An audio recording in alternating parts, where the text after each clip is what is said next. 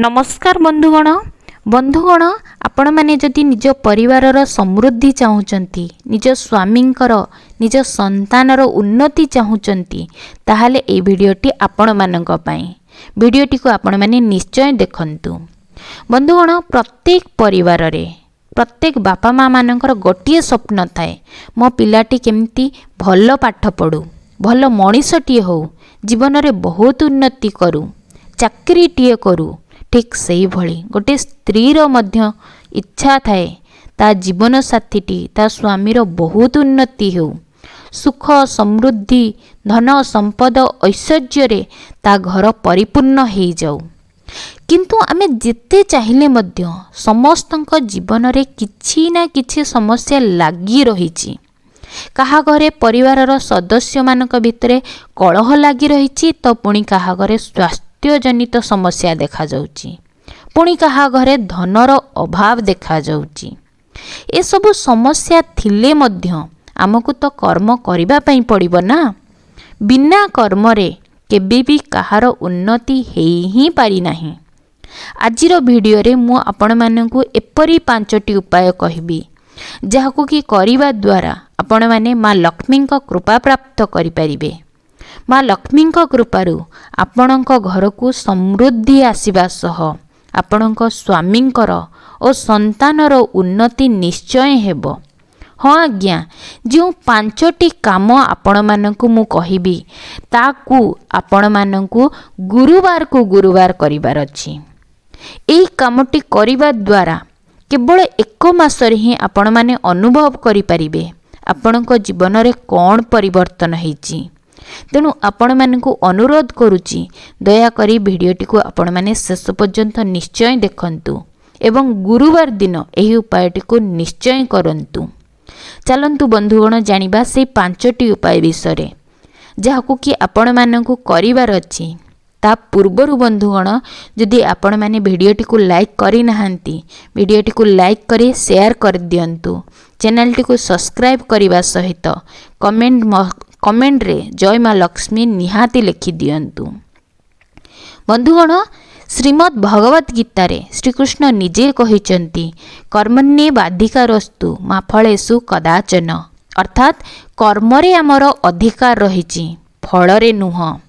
आमको कर्म करिवार अछि कर्म अनुसार आमको फल आपे आपे मिले जीवो। हाँ आज्ञा यह सत किंतु यह सहित ग्रह मानकर स्थिति एवं प्रभाव उपरे मध्य आम परिवारर समृद्धि निर्भर करे। आपण माने तो जानिथिबे जो मानकर गुरु ग्रह बा बृहस्पति ग्रह जेते मजबूत थाए से मानकर सुख समृद्धि धन संपद स्थिति बढ़ी बढ़ी चली थाए।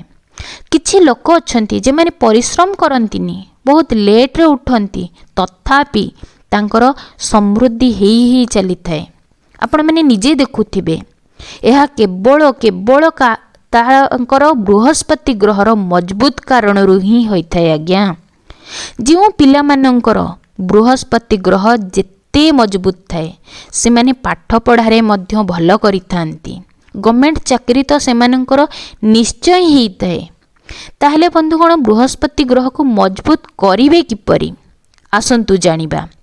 ये जो उपाय कहबी आपणको आज से उपाय करिबा द्वारा आपण माने माँ लक्ष्मी कृपा प्राप्त करिबा सह निजर बृहस्पति ग्रह को मध्य मजबूत करि परिबे। प्रथम उपायटी गुरुवार दिन आपण मानकु करिबार अछि। आपणको घरे जदि अस्वस्थ गछ थिबो बा आपणको घर पाखापाखी अस्वस्थ गछ थिबो अस्वस्थ गछ पाखकु जाई सर्वप्रथमे कौन करिवे ना हलदी मिश्रित जल को बा गोबर पानी को छिंची देबे से अस्वस्थ गछ मूल रे।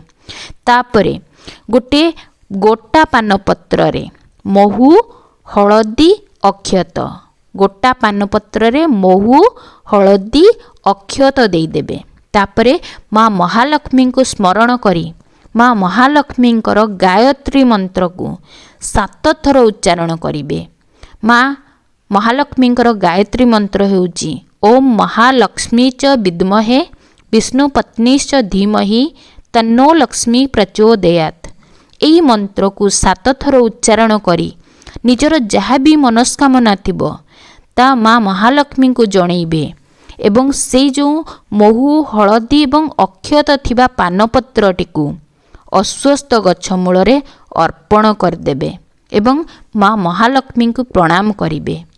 ଏହି ଉପାୟଟି ଆପଣମାନଙ୍କୁ 16ଟି ଗୁରୁବାର କରିବାର ଅଛି। ଆପଣମାନେ ଏହି ଉପାୟ କେବଳ ଗୋଟିଏ ମାସ କରିକି ଦେଖନ୍ତୁ।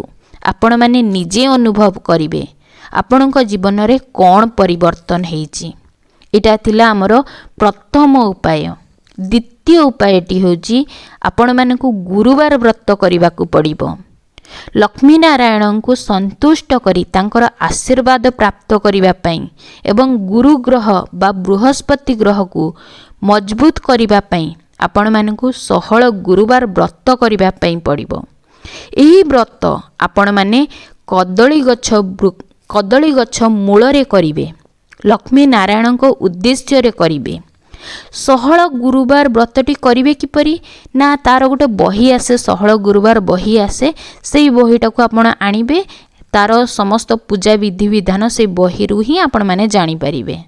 ତଥାପି ଆପଣମାନଙ୍କୁ ମୁଁ ସଂକ୍ଷେପରେ କହିଦେଉଛି କେମିତି ଆପଣମାନେ 16 ଗୁରୁବାର ବ୍ରତ କରିବେ। ଗୁରୁବାର ଦିନ ଆପଣମାନେ ସର୍ବପ୍ରଥମେ କ'ଣ କରିବେ ନା କଦଳୀ ଗଛ ମୂଳରେ, ଯେଉଁ କଦଳୀ ଗଛ ମୂଳରେ ଆପଣ କରିବେ ସେଇ କଦଳୀ ଗଛ ମୂଳରେ ଗୋବର ଲିପି ନେବେ। ଗୋବର ଲିପି ସାରିଲା ପରେ ମା ଲକ୍ଷ୍ମୀଙ୍କର ପାଦପଦ୍ମ ସହିତ ଝୋଟି ଚିତା ଅଙ୍କନ କରିବେ। ଝୋଟି ଚିତା ଅଙ୍କନ କରିସାରିଲା ପରେ କଦଳୀ ଗଛକୁ ବତୁରା ବୁଟ ଡାଲି ସହିତ ଗୁଡ଼ ଏବଂ କଦଳୀ ମିଶା ଭୋଗ ଅର୍ପଣ କରିବେ। ତାପରେ ଧୂପ ଦୀପ କର୍ପୂର ଝୁଣାରେ ଆଳତି କରିବେ। ସର୍ବପ୍ରଥମେ ଲକ୍ଷ୍ମୀ ନାରାୟଣଙ୍କ ଉଦ୍ଦେଶ୍ୟରେ ଆଳତି କରିବେ, ତାପରେ ଗୁରୁ ଗ୍ରହଙ୍କ ଉଦ୍ଦେଶ୍ୟରେ ଆଳତି କରିବେ। ପୂଜା କରିସାରିବା ପରେ ଆପଣମାନେ ଫଳମୂଳ ଆହାର କରିପାରିବେ। କିନ୍ତୁ ବନ୍ଧୁଗଣ ମନେ ରଖିବେ, ପାଚିଲା କଦଳୀ ସେଦିନ ଖାଇବେ ନାହିଁ କି ଲୁଣ ବି ଖାଇବେ ନାହିଁ। ନିଷ୍ଠାର ଭକ୍ତିର ସହ ଆପଣମାନେ ଏହି 16 ଗୁରୁବାର ବ୍ରତ କରନ୍ତୁ। ଦେଖିବେ ଆପଣଙ୍କର ଯାହା ବି ସମସ୍ୟା ରହିଛି ତାହା ଦୂର ହେବା ସହିତ ଯାହା ବି ଆପଣମାନଙ୍କର ମନସ୍କାମନା ରହିଛି ତାହା ମା ମହାଲକ୍ଷ୍ମୀ ନିଶ୍ଚୟ ପୂରଣ କରିବେ। ତୃତୀୟ ଉପାୟଟି ବନ୍ଧୁଗଣ ଆସନ୍ତୁ ଜାଣିବା। ଆପଣଙ୍କୁ ତୃତୀୟ ଉପାୟରେ କ'ଣ କରିବାର ଅଛି ନା 33 କୋଟି ଦେବାଦେବୀଙ୍କର ଆଶୀର୍ବାଦ ପ୍ରାପ୍ତ କରିବାର ଅଛି। ତା ଆପଣମାନେ ପ୍ରାପ୍ତ କରିବେ କିପରି ଆପଣ ଭାବୁଛନ୍ତି ନା? ଆପଣମାନଙ୍କୁ ଏତିକି କାମ କରିବାକୁ ପଡ଼ିବ କି ଆପଣମାନେ ବୁଟ ସହିତ ଗୁଡ଼ ଏବଂ ପାଚିଲା କଦଳୀକୁ ମିଶେଇକି ଗୋମାତାଙ୍କୁ ଖାଇବାକୁ ଦେବାକୁ ପଡ଼ିବ। ଯଦି ଗୋମାତା ଆପଣଙ୍କ ଘରର ମୁଖ୍ୟ ଦ୍ୱାରକୁ ଆସୁଛନ୍ତି ଯେଉଁଦିନ ଗୁରୁବାର ଦିନ, ତାହେଲେ ଆପଣମାନେ ଜାଣି ରଖନ୍ତୁ ବହୁତ ଶୁଭ। ମୁଖ୍ୟ ଦ୍ୱାରରେ ହିଁ ଆପଣମାନେ ଗୋମାତାଙ୍କୁ ସେଇ ବୁଟରେ ଗୁଡ଼ ଏବଂ କଦଳୀ ମିଶାଇ ତାଙ୍କୁ ଖାଇବା ପାଇଁ ଦିଅନ୍ତୁ। ଯଦି ନ ବି ଆସୁଛନ୍ତି ତାହେଲେ ଆପଣଙ୍କ ଘର ପାଖାପାଖି ଯଦି କାହା ଘରେ ଗୋମାତା ଥିବେ ସେଠାକୁ ଯାଇକି ଆପଣମାନେ ତାଙ୍କୁ ଖୁଆଇ ଦେଇକି ଆସନ୍ତୁ।